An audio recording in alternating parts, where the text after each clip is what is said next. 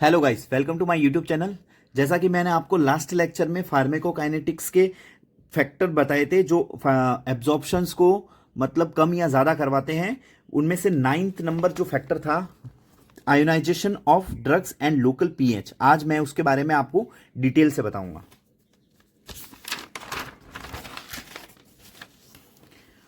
एक फैक्टर और है जो मैंने आपको कल बताया था कि surface area. Surface area surface area एक फैक्टर होता है जिसमें क्या होता है कि वह एब्जॉर्प्शंस को कम या ज़्यादा करवा सकता है। मतलब ये मानिए कि अगर एब्जॉर्ब सरफेस एरिया ज़्यादा है तो एब्जॉर्प्शन ज़्यादा होगा। आपने ये सुना होगा कि जो इंटेस्टाइन होता है ना, इंटेस्टाइन जो हमारी आंत होती है, उस इंटेस्टाइन के अंदर क्या होता है कि विलाई होते हैं, जो माइक्रो विलाई होते हैं ना, ये क्या करते हैं कि सरफेस एरिया को इंक्रीज करवाते हैं। सरफेस एरिया को इंक्रीज करवाते हैं तो होगा क्या कि एब्जॉर्प्शन सरफेस एरिया के डायरेक्टली प्रोपोर्शनल होता है। मतलब सरफेस एरिया बढ़ेगा तो एब्जॉर्प्शन भी बढ़ेगा। इसी तरीके से जैसे कि वही कि अगर इस ड्रग्स का सरफेस एरिया बढ़ गया, जैसा मैंने लास्ट लेक्चर में इसमें बताया था कि अगर ड्रग्स का सरफेस एरिया बढ़ा है तो एब्जॉर्प्शन बढ़ेगा। अब मैं आपको बताता हूं 9th नंबर जो फैक्टर था आयोनाइजेशन ऑफ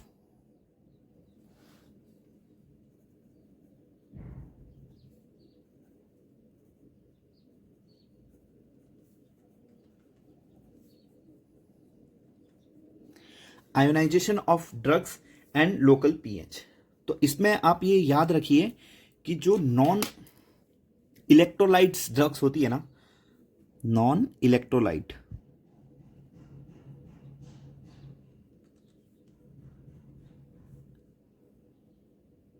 जो नॉन इलेक्ट्रोलाइट ड्रग्स होती है ना, वो क्या होती है, लिपिड सॉल्युबल होती है।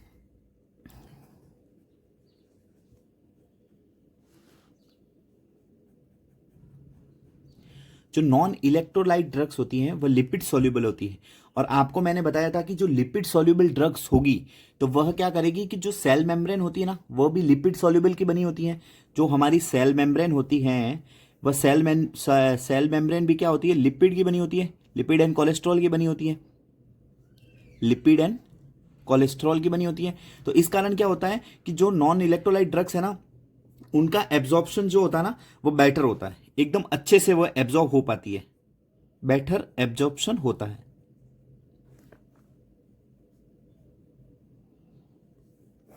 बेटर एब्जॉर्प्शन होता है।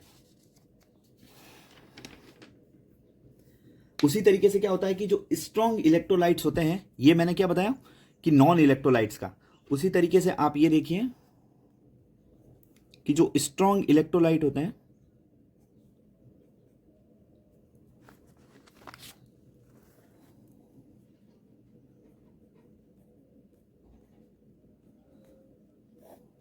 स्ट्रॉन्ग इलेक्ट्रोलाइट क्या होते हैं कि ये मतलब कंप्लीटली आयोनाइज्ड होते हैं।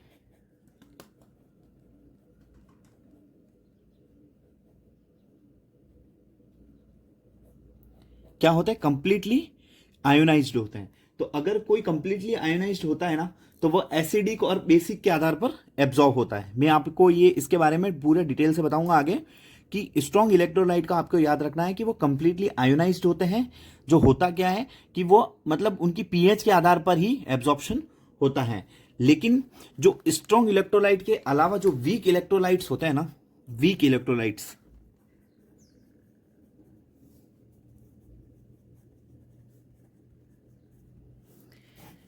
जो वीक इलेक्ट्रोलाइट्स होते हैं, अब उनमें क्या होता है कि इनका जो आयोनाइजेशन है ना, वीक इलेक्ट्रोलाइट्स जो होते हैं इनका जो आयोनाइजेशन है वो पीएच पर निर्भर करता है। पीएच पीएच पर निर्भर करता है, मतलब पीएच डिपेंडेंट होते हैं। जो वीक इलेक्ट्रोलाइट्स होते हैं वो पीएच डिपेंडेंट होते हैं।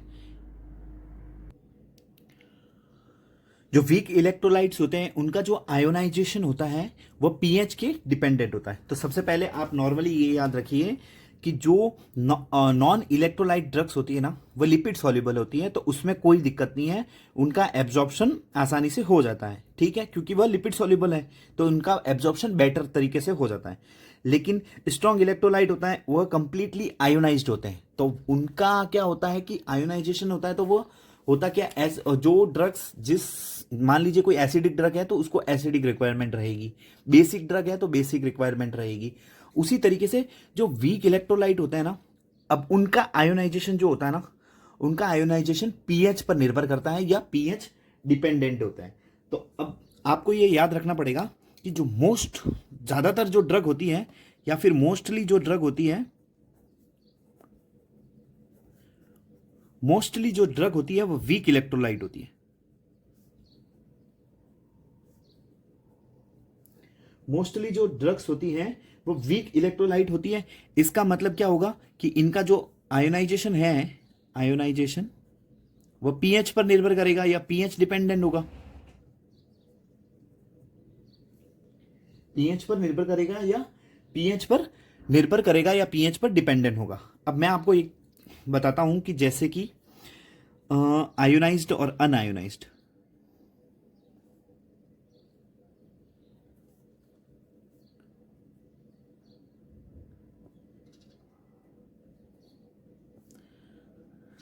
होता क्या है कि जो आयोनाइज्ड होते हैं ना, आयोनाइज्ड ही हमारे शरीर से क्या होता है, एक्सक्रीट होते हैं। एक्सक्रीट का मतलब होता है बाहर निकलना या फिर उसका त्यागना, यूरिन के थ्रू बाहर निकलते हैं, ठीक है। और अनआयोनाइज्ड होते हैं ना, वो एब्जॉर्ब हो जाते हैं, एब्जॉर्ब होते हैं। तो मैं आपको एक कंप्लीट बताता हूं। जैसे कि मान लीजिए वीक एसिड ड्रग है, वीक एसिड ड्रग है। पहली कंडीशन ये है कि वीक एसिड ड्रग है।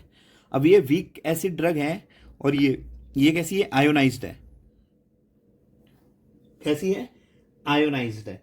तो अब मैं पता है, मैंने ऊपर बताया कि आपको याद करना है कि आयोनाइज्ड जो होती है वह एक्सक्रीट होती है, ठीक है।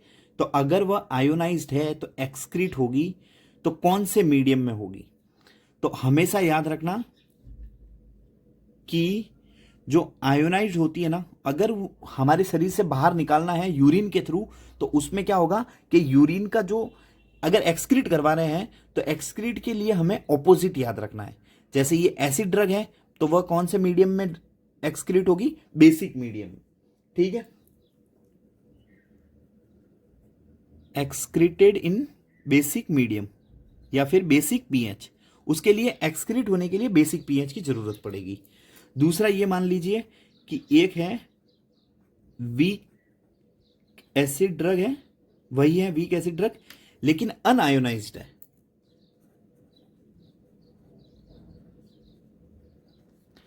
अनआयोनाइज्ड है तो अनआयोनाइज्ड क्या होती है, एब्जॉर्ब होती है। तो एब्जॉर्प्शंस के लिए क्या होता है कि जैसी ड्रग्स हैं, मान लीजिए एसिड ड्रग है तो उसी की तरह का एनवायरमेंट चाहिएगा। तो एसिडिक ड्रग है तो ये एब्जॉर्ब कैसी होगी, एब्जॉर्ब्ड इन एसिडिक पीएच, ये याद रखना है आपको, ठीक है। सिंपल सा है कि अगर अनआयोनाइज्ड है और एसिडिक ड्रग है, तो अगर अनआयोनाइज्ड है और एसिडिक ड्रग है तो एब्जॉर्प्शन जो है वो सेम मीडियम में होगा, एसिडिक, ठीक है, एसिडिक मीडियम में।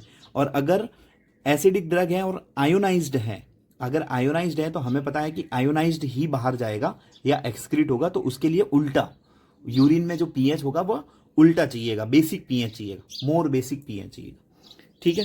तीसरा यही मान लीजिए कि वीक बेसिक ड्रग है। अब वही कंडीशन वापस ले लीजिए, इस बार ये ले लीजिए अनआयोनाइज्ड, अनआयोनाइज्ड, ठीक है। अगर वीक बेसिक ड्रग है और अनआयोनाइज्ड है, हमें पता है, यहां वापस देखिए आप कि अनआयोनाइज्ड है तो अनआयोनाइज्ड याद रखना है कि एब्जॉर्ब होगी, अनआयोनाइज्ड एब्जॉर्ब होगी। तो अनआयोनाइज्ड कंडीशन में क्या होता है कि सेम पीएच चाहिएगा, यहां पे बेसिक है, अनआयोनाइज्ड है, एब्जॉर्प्शन जो है वो सेम पीएच में होता है। तो बेसिक है तो एब्जॉर्ब इन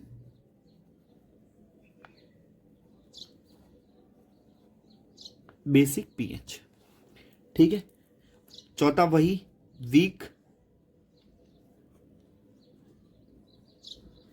बेसिक ड्रग है, और इस बार ये भाई आयोनाइज्ड है। अगर आयोनाइज्ड है तो याद रखना है हमें क्या, एक्सक्रीट कराना है, और एक्सक्रीट हमेशा ऑपोजिट मीडियम में होगा ड्रग्स के। यहाँ बेसिक ड्रग है तो कौन से मीडियम में होगा, एक्सक्रीट इन एसिडिक पीएच। ठीक है,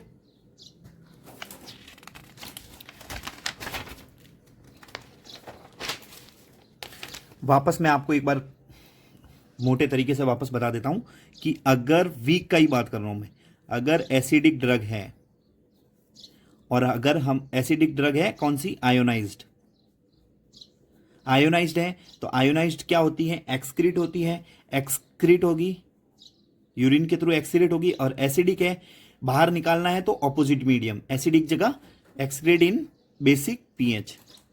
ठीक है, और अगर बेसिक ड्रग है, आयोनाइज्ड है, बेसिक ड्रग है और आयोनाइज्ड है, तो अगर इसको एक्सक्रीट करवाना है तो एसिडिक पीएच। ठीक है, वापस अगर एसिडिक ड्रग है और अनआयोनाइज्ड है, अगर एसिडिक ड्रग है और अनआयोनाइज्ड है तो एब्जॉर्ब होगी, एब्जॉर्ब लिख दिया इधर हमने, कौन से मीडियम में, सेम मीडियम में, सेम मीडियम में ही एब्जॉर्प्शन होगा एसिडिक। वो अभी मैं आपको क्लियर कर दूंगा कि सेम मीडियम में कैसे एब्जॉर्प्शन होता है एसिडिक पीएच। ठीक है, उसी तरीके से वही acidic drug, sorry basic drug unionised, वही सेम है, सेम मीडियम में ही एब्जॉर्प्शन होगा, क्योंकि अनआयोनाइज्ड होगा तो एब्जॉर्प्शन होगा। ठीक है, अब मान लीजिए कि एक एसिडिक ड्रग है, ये एसिडिक ड्रग है, तो होगा क्या कि एसिडिक ड्रग्स जो होती है ना, एग्जाम्पल मान लीजिए एसिडिक ड्रग का एस्प्रीन, एस्प्रीन क्या एक एसिडिक ड्रग है, तो अगर एस्प्रीन एसिडिक ड्रग्स है तो ये कहां पर एब्जॉर्प्शन होगी, कल मैंने आपको बताया था कि अगर कोई एसिडिक ड्रग है तो वह हमारे स्टमक के अंदर, क्यों, क्योंकि स्टमक का जो एसिडिक पीएच होता है वह सेम होता है ड्रग्स के लिए, मतलब वही कि जहां एब्जॉर्प्शंस करवाना है तो वो ड्रग्स के हिसाब से एब्जॉर्प्शन होगा एसिडिक का स्टमक में। ठीक है, तो इसका एब्जॉर्प्शन कहां होगा,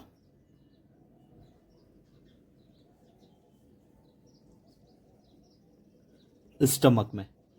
ठीक है, दूसरी ड्रग है मेरे पास, मान लीजिए बेसिक ड्रग, बेसिक ड्रग है, बेसिक ड्रग एक होती है एट्रोपाइन, ये याद कर लेना, ऐसा कुछ जरूरी नहीं है, मैं आपको बताऊंगा आगे एसिडिक कौन सी है बेसिक कौन सी है, लेकिन बेसिक ड्रग्स जो होती है वह एट्रोपाइन ड्रग है। अब इसका एब्जॉर्प्शन कहां होगा, स्टमक में होगा क्या, नहीं होगा, कल भी मैंने आपको बताया बेसिक ड्रग्स जो होती है वह इंटेस्टाइन में होती है, तो इसका जो एब्जॉर्प्शन है वह कहां होगा, इंटेस्टाइन में।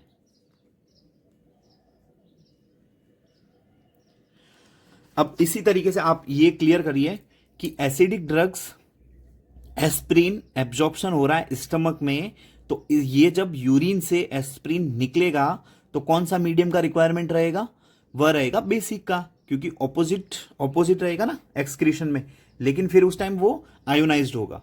ठीक है, इसी तरीके से आप एक दो बार और वापस देख लीजिए तो आपको याद हो जाएगा ये।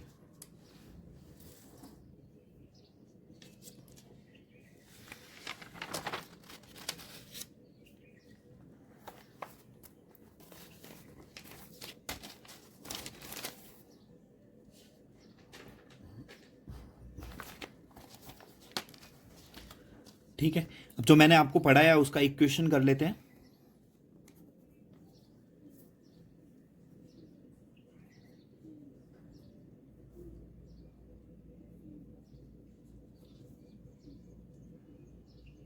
मैं एक ऐसे ही लिख रहा हूं कि एसिडिक ड्रग जो है वह कौन सा उसके लिए सुटेबल है। ठीक है, best absorbs,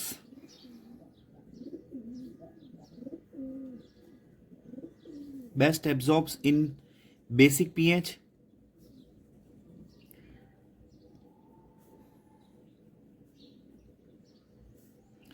best absorbs in acidic pH,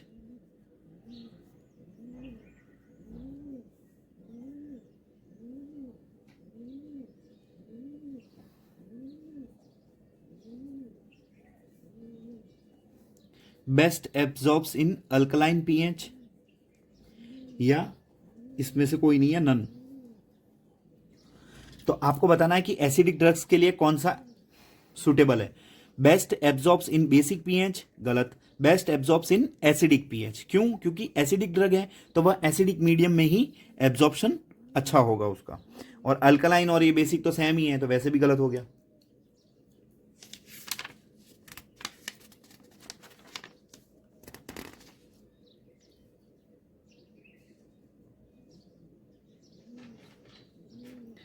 अब मैं आपको कल जो मैंने आपको फार्माकोकाइनेटिक्स के जो 4 स्टेप्स बताए थे, जिसमें पहला था एब्जॉर्प्शन, पहला था एब्जॉर्प्शंस, दूसरा था डिस्ट्रीब्यूशन, तीसरा था बायो ट्रांसफॉर्मेशन या मेटाबॉलिज्म, और चौथा था एक्सक्रीशन। तो उसमें से मैंने एब्जॉर्प्शन आपको पढ़ा दिया था और एब्जॉर्प्शन लगभग लगभग कंप्लीट हो गया। मैं डिस्ट्रीब्यूशन चालू करने से पहले आपको जो ड्रग्स के बारे में जो उनका रूट्स होता है ना, कल मैंने आपको जो बताए थे ना कि वो रूट का जो ट्रांसपोर्टर होते हैं वो मैंने बताया था, लेकिन आज मैं आपको डिस्ट्रीब्यूशन चालू करने से पहले आपको मैं रूट ऑफ ड्रग एडमिनिस्ट्रेशन के बारे में बताता हूं कि कौन सी ड्रग्स के किन किन तरीकों से, सॉरी, किन किन वे से हम हमारे बॉडी के अंदर इंजेक्ट कर सकते हैं। ठीक है,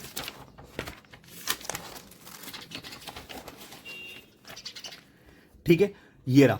तो होता क्या है कि जो रूट ऑफ ड्रग एडमिनिस्ट्रेशन है, इसमें क्या होता है कि हम ड्रग्स को किन किन रास्तों से हमारे शरीर के अंदर प्रवेश करवा सकते हैं, वही एक चीज है।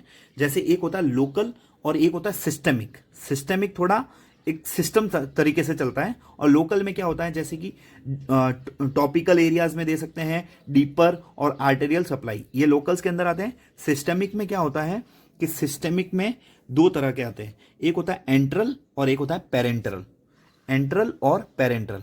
एंट्रल का मतलब होता है, जैसे मान लीजिए एंट्री करवानी है, तो एंट्री करवानी है तो एंट्री किससे करवाते हैं हम? इसमें क्या होता है कि एंट्रल में क्या होता है, जीआईटी के थ्रू हम भेजते हैं। जीआईटी का मतलब जीआईटी, जीआईटी के थ्रू, ठीक है, जीआईटी के थ्रू हम कोई भी ड्रग्स को एंट्री करवाते हैं। इसमें क्या होता है कि जीआईटी के थ्रू नहीं करवाते हैं, बाकी जो भी सारे जो वेज होते हैं वह पेरेंट्रल के अंदर आते हैं। जैसे कि इसमें लिख देते हैं away from GIT, away from GIT, away from GIT. तो एंट्रल में ओरली हम ड्रग्स दे सकते हैं, ठीक है। एक होता है रेक्टल, बहुत सारी ऐसी ड्रग्स होती हैं जैसे कि वो अलग अलग कंडीशंस होती हैं, उसके अंदर हम रेक्टल के थ्रू भी इंजेक्ट करवाते हैं, बच्चों के अंदर मोस्टली करवाते हैं। और एक होता है सब लिंगुअली, ये भी जीआईटी के थ्रू ही जाता है।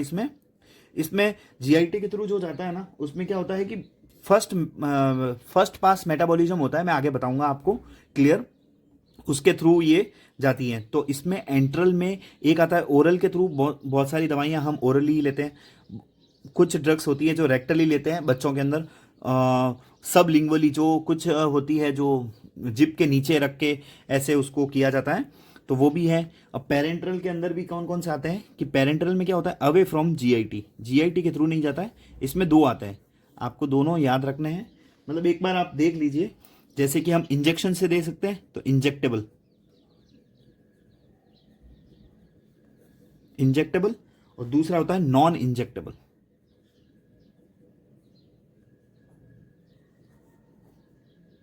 एक होता है इंजेक्टेबल, दूसरा होता है नॉन इंजेक्टेबल।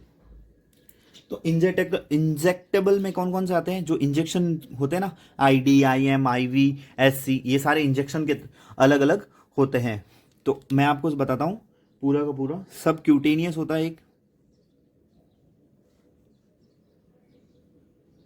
सब क्यूटेनियस इंजेक्शन होता है। एक होता है इंट्राविनस, आईवी इंजेक्शन बोलते हैं जिसको, इंट्राविनस, इंट्राविनस होता है एक होता है आईडी, इंट्राडर्मल, और एक होता है इंट्रामस्कुलर, आईएम।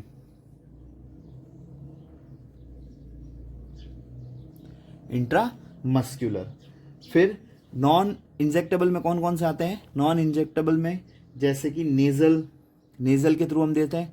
नेज़ल के थ्रू भी बहुत सारी ऐसे, जैसे हम खींचते हैं ना कुछ भी चीज़ें, तो वो नेज़ली दवाइयाँ कुछ ऐसी होती हैं जो नेज़ली के थ्रू ली जाती हैं, कुछ ऐसी होती है जो इनहेल करके भी ली जाती हैं। इनहेल का मतलब उसको खींच के अंदर की तरफ से, और नेज़ल में ऐसे ड्रॉप भी डाली जाती है, तो वह वे सारी इसी में आती है। इनहेल्सनल ये सारे इसमें आते हैं। ठीक है, अब मैं आपको बताता हूं कि इनके बारे में थोड़ा बहुत डिटेल्स।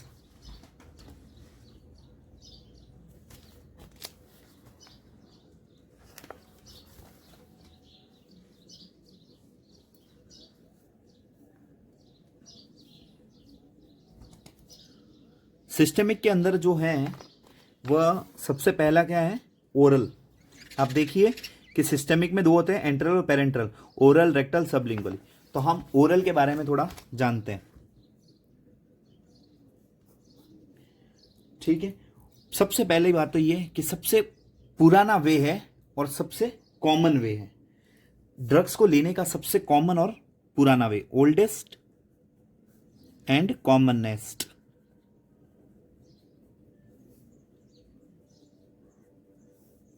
ठीक है, दूसरा कि इसमें हम आपको भी बताया कि लिक्विड वाली भी दवाइयाँ आती है और सॉलिड फॉर्म में भी आती है, जो टैबलेट्स होती हैं वो सब इसी वे में ले सकते हैं हम। ठीक है, ओरल के थ्रू ले सकते हैं। तो सॉलिड एंड लिक्विड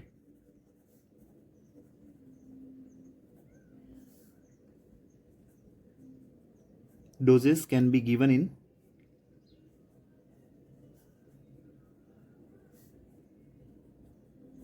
ठीक है, solid and liquid dosage can be given orally, हम ले सकते हैं। अब इसके एडवांटेजेस और डिसएडवांटेजेस हमें एक एक के देखने पड़ेंगे। तो एडवांटेजेस क्या हैं और इसके डिसएडवांटेजेस क्या क्या है? तो सबसे पहले एडवांटेजेस देखते हैं कि पहली बात तो ये सेफर है, सेफ है एकदम, इसमें कोई प्रॉब्लम नहीं है, सेफ है। फिर मोर कन्वीनियंट है, बहुत एकदम सरल है, एक तरीके से देखा जाए तो मोर कन्वीनियंट।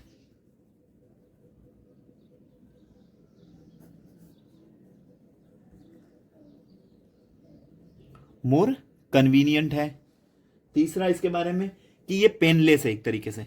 ठीक है, इसमें कोई पेन थोड़ी होता है। अगर हम कोई भी ओरली तरीके से या ओरल वे से कोई भी टैबलेट या ड्रग्स लेते हैं तो कोई पेन नहीं होता, तो पेनलेस हो गया।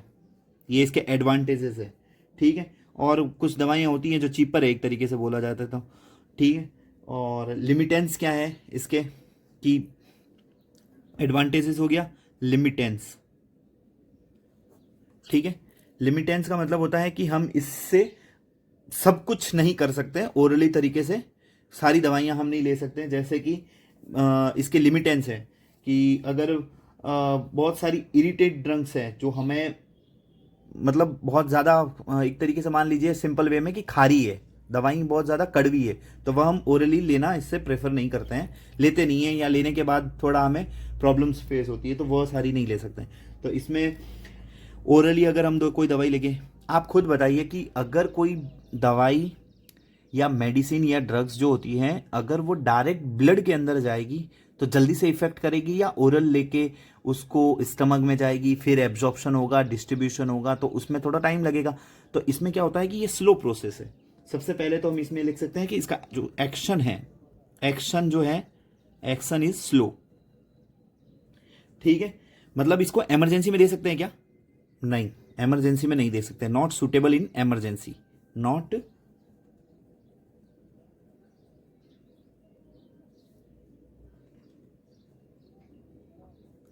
Suitable in emergency. ठीक है, इसके कारण मैंने आपको बताया कि कोई कोई दवाइयाँ जो होती हैं वो कड़वी होती हैं, तो हम ओरली लेंगे तो उससे उल्टी होना या वॉमिटिंग बोलते हैं जिसको, वो भी हो सकता है, मतलब may be cause nausea and vomiting. ठीक है, और क्या लिमिटेंस हो गए इसके। फिर मैं आपको बताता हूँ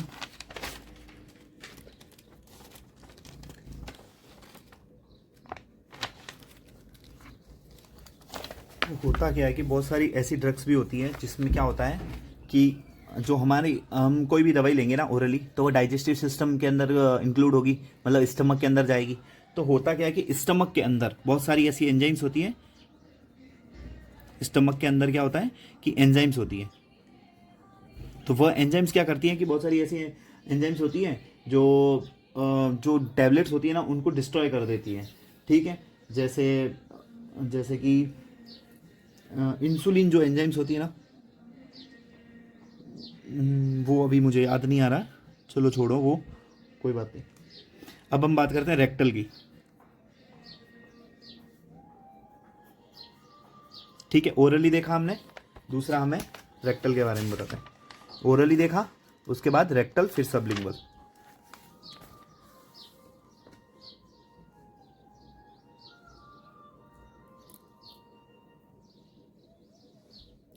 अब ओरल से देने की ज़रूरत ऐसी क्या था कि हम रेक्टल के थ्रू भी मतलब इंजेक्ट करवा रहे हैं। तो रेक्टल में क्या होता है कि बहुत सारी इरिटेंट ड्रग्स होती हैं जो हम ले नहीं पाते हैं, जो हमारे टेस्ट को एक तरीके से गड़बड़ा देगी।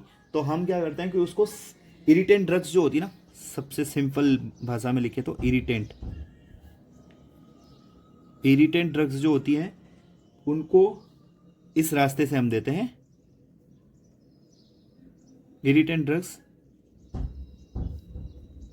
Can be put रेक्टली। ठीक है, मान लीजिए साफ भाषा में यही मानो आप कि इरिटेंट जो ड्रग्स होती है उनको हम रेक्टली देते हैं। ठीक है,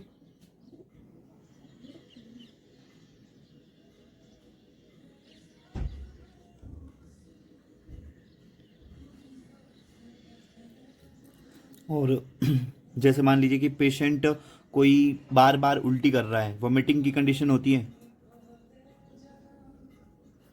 वोमिटिंग कंडीशंस में भी हम उसको इस वे में दे नहीं सकते ओरली, तो इस कारण वो उसको रेक्टली देना पड़ता है। तो वोमिटिंग की कंडीशन होती है उसमें भी दे सकते हैं। अब इसमें क्या होता है कि अगर रेक्टली देते हैं ना, तो आपने सुना होगा कि एक्सटर्नल हिमोरॉइडल वेन्स होती हैं। ठीक है, तो ड्रग्स जो होती है ना, रेक्टली जो ड्रग्स देते हैं ना, तो उसको एब्जॉर्व करने में कौन काम करता है? ड्रग्स एब्जॉर्व किससे होती है? किससे एब्जॉर्ब होती है? एक्सटर्नल, ये याद रखना है आपको, एक्सटर्नल हिमोरॉइडल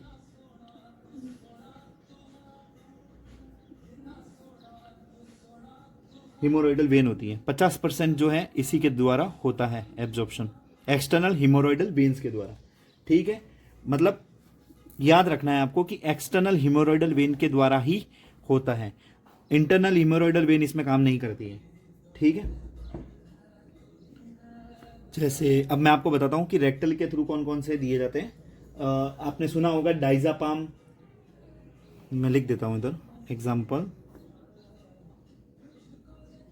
डाइजापाम सॉल्यूशन होता है, डाइजापाम,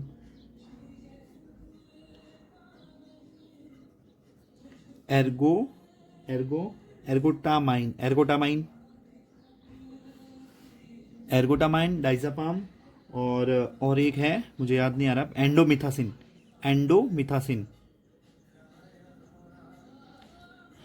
डाइजापाम, एर्गोटामाइन, एंडोमिथासिन और पैरासीटामोल। आपने सुना होगा कि कभी ये पैरासीटामोल तो वैसे देते नहीं है, क्योंकि ये बच्चों के अंदर अगर वॉमिटिंग बहुत ज़्यादा हो रही है तो रेक्टली थ्रू से इंजेक्ट करवाते हैं। ठीक है,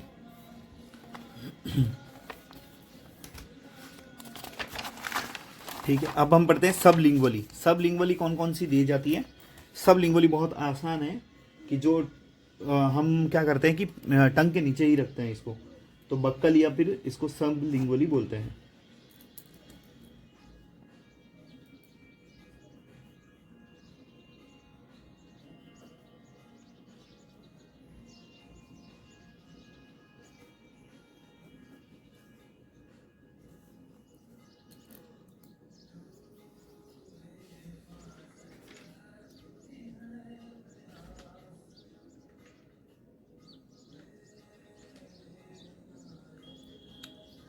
बक्कल के थ्रू आपको याद रखना है कि जो बक्कल के थ्रू जो दी जाती है ना, वह ओनली लिपिड सॉल्युबल ही ड्रग्स होती है। कौन सी होती है, ओनली लिपिड सॉल्युबल या फिर नॉन इरिटेट जो ड्रग्स होती है ना वही दी जाती है। मतलब आप खुद मानिए कि अगर मैं अपने टंग के नीचे कोई टैबलेट रख रहा हूँ तो वह अगर कड़वी है या इरिटेट कर रही है मुझे, तो वो मैं ड्रग्स क्या उस टंग के नीचे रख पाऊंगा, नहीं।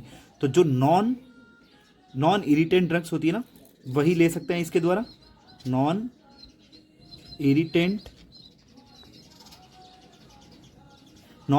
ड्रग्स ही मैं दे सकता हूं इसको, और only lipid soluble,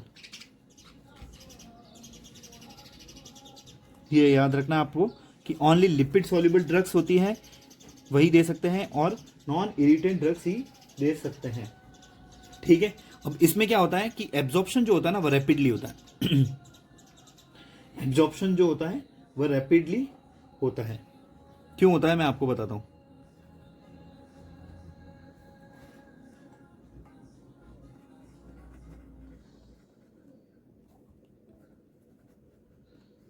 absorption rapidly होता है, क्यों होता है, क्योंकि जो ओरली जो ड्रग्स लेते हैं ना वह क्या होता है कि देखो मैं आपको कंप्लीट कल की लेक्चर से भी बताता हूं थोड़ा।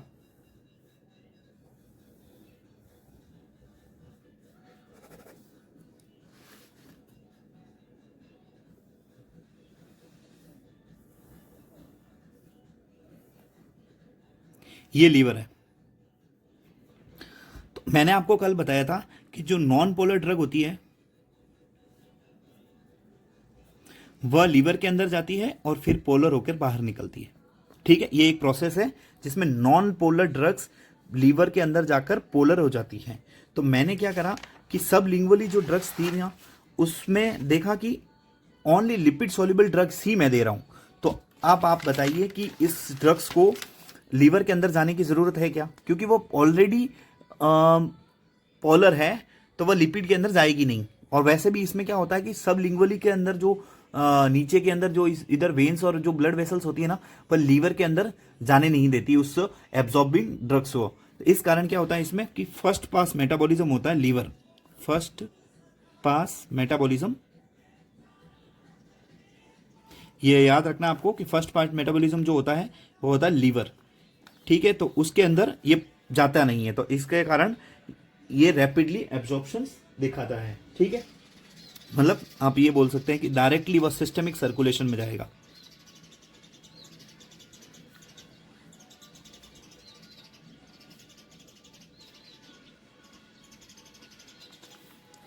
ठीक है, डायरेक्टली सिस्टमिक सर्कुलेशन में जाएगा। और इसके एग्जाम्पल कौन कौन से होते हैं, एग्जाम्पल होते हैं ब्यूप्रोनोफ्रिन और डैस एमिनो ऑक्सीटोसिन, ये दो आपको याद रखने पड़ेंगे।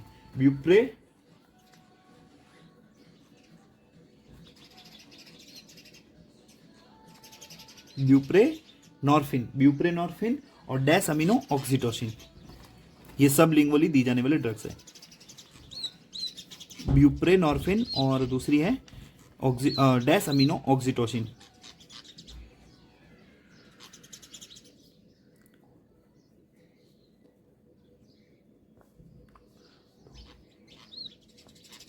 Dash amino oxytocin. ठीक है गाइस, मैंने आपको आज जो ओरल, रेक्टल और सब लिंगुअली जो थे रूट्स उनके एग्जाम्पल्स और उनके बारे में थोड़ी थोड़ी जानकारी दी है। नेक्स्ट लेक्चर में आपको मैं इंजेक्टेबल्स और नॉन इंजेक्टेबल्स के बारे में बताऊंगा। Thank you for watching.